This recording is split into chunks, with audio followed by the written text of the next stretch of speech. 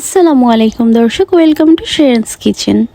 এই রেসিপিটি আজকে তাদের জন্য যাদের টক অনেক বেশি পছন্দের। আপনারা যদি অনেক বেশি টক লাভার হয়ে থাকেন তাহলে এই রেসিপিটি আপনার জন্যই। প্রথমে একটি প্যানে তেল নিয়ে এর মধ্যে আমি পেঁয়াজ কুচি দিয়ে দিয়েছি। আমি আজকে মাছের মাথার অংশগুলো দিয়ে টকটা রান্না করব।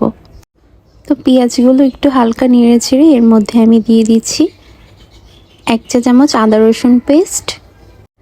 আদা রসুন পেস্টটাকে তেলের মধ্যে দিয়ে একটু ভালো করে ভেজে নিতে হবে যাতে করে এর গন্ধটা চলে যায়। এর সাথে একটু আমি পানি অ্যাড করে দিয়েছি, তা না হলে এটা পুড়ে যেতে পারে।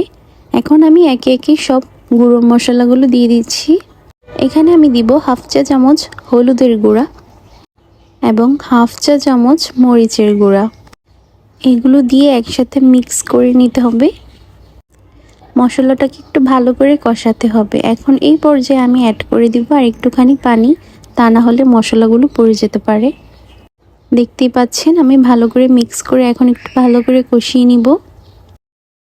মশলাটা কষানো হয়ে গেলে এখন আমি এর মধ্যে দিয়ে দিব মাছের মাথার সেই অংশগুলো। এখানে আমি ইলিশ মাছের আর পোয়া মাছের মাথার অংশটুকু নিয়েছি। দেখতেই পাচ্ছেন দর্শক, এগুলাকে আমি ভালো করে একটু কষিয়ে নিব মশলার সাথে। মশলাতে লবণের কথাটা আমি বলতে ভুলে গিয়েছি।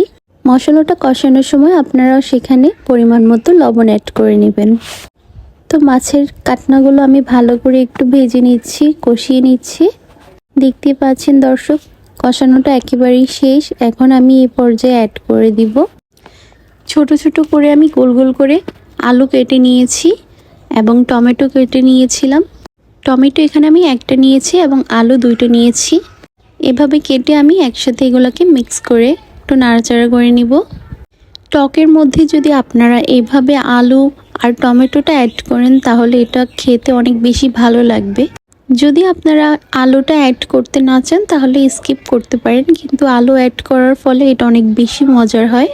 দেখতেই পাচ্ছেন সব কিছু একত্রে কষিয়ে নিয়েছি। এবার আমি পরিমাণ মতো পানি দিয়ে দিচ্ছি। আপনারা যতটুকু পর্যন্ত এর ঝোলটা রাখতে চান ঠিক সেই পরিমাণের পানিটা দিয়ে দিবেন। সবসময় একঘেয়ে আমি ডাল না খেয়ে যদি একবার টকটা ট্রাই করেন তাহলে দেখবেন মুখের টেস্টটা অনেক বাড়বে আর খেতে অনেক বেশি ভালো লাগবে। দেখতেই পাচ্ছেন এখন এগুলোকে নেড়ে চেড়ে আমি এখন ঢাকনা দিয়ে ঢেকে দিচ্ছি। প্রায় একটা বলক আসা অবধি আমি এই ঢাকনাটাকে দিয়ে রাখছি। এই পর্যায়ে যখন এটাকে একটা বলক চলে আসবে এতে আমি অ্যাড করে দেব জলপাই। এখানে আমি 2টা জলপাই টুকরো টুকরো করে কেটে নিয়েছি। আপনারা চাইলে এই পর্যায়ে তেঁতুল অ্যাড করতে পারেন, যেহেতু এখন জলপাইয়ের সিজন এর জন্য আমি জলপাই অ্যাড করে দিয়েছি। প্রায় 20 মিনিট পর দেখতেই পাচ্ছেন টকটা একেবারেই রেডি হয়ে গিয়েছে। এখন আমি ডাল ঘুটনি দিয়ে এটাকে একটু ঘুটে নিব। দেখতেই পাচ্ছেন দর্শক, এভাবে একটু ঘুটে নিলে এটা কি খেতে অনেক বেশি টেস্টি হয়। আলুটা যখন এর সাথে মিক্স হয়ে যাবে তখন অনেক বেশি ভালো লাগবে খেতে। বেশি ফেটা যাবে না, একটু আধো আধোভাবে ফেটলেই হবে। এটাকে যখন ঘুটা হয়ে যাবে এই পর্যায়ে আমি এটাকে ভাগার দিয়ে নিব। সেজন্য আমি একটা কড়াইয়ে নিয়ে নিয়েছি পরিমাণ মতো তেল আর রসুন কুচি, আর দিয়ে দেব একটা শুকনো মরিচ। শুকনো মরিচটা দেওয়ার ফলে এর ফ্লেভারটা অনেক বেশি ভালো আসবে। তো আমি এটা সব কিছু অ্যাড করে নিয়েছি। রসুনটাকে ডার্ক ব্রাউন করে ভাজতে হবে। এই পর্যায়ে অনেক সুন্দর একটা ফ্লেভার আসে রসুন থেকে। রসুন আর মরিচ ভাজা হয়ে গিয়েছে। এই পর্যায়ে এটাকে আমি টকের মধ্যে মিক্স করে নিয়েছি। দেখতেই পাচ্ছেন দর্শক, টকটা একেবারেই রেডি। টকটা খেতে কিন্তু অনেক বেশি টেস্টি হয়েছে। আপনারা যদি আমার রেসিপিটি ফলো করে বানান তাহলে দেখবেন অনেক মজার হবে। নতুন রাঁধুনি আপুদের জন্য আমার এই রেসিপিটি যদি আপনাদের ভালো লেগে থাকে তাহলে অবশ্যই আমার চ্যানেলটিকে একটি সাবস্ক্রাইব করবেন। এই পর্যায়ে আমি দিয়ে দিচ্ছি ধনেপাতা কুচি। আপনারা চাইলে এটা দিতেও পারেন বা নাও দিতে পারেন, তবে এটা দিলে অনেক বেশি ফ্লেভার পাওয়া যায়। দর্শক দেখতেই পাচ্ছেন টকটা একেবারেই রেডি হয়ে গিয়েছে।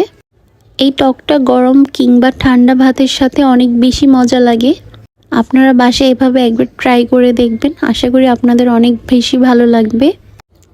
রেসিপিটি ভালো লেগে থাকলে অবশ্যই বাসায় একবার ট্রাই করবেন। এই পর্যায়ে সকলে সুস্থতা কামনা করছি। ধন্যবাদ। আসসালামু আলাইকুম।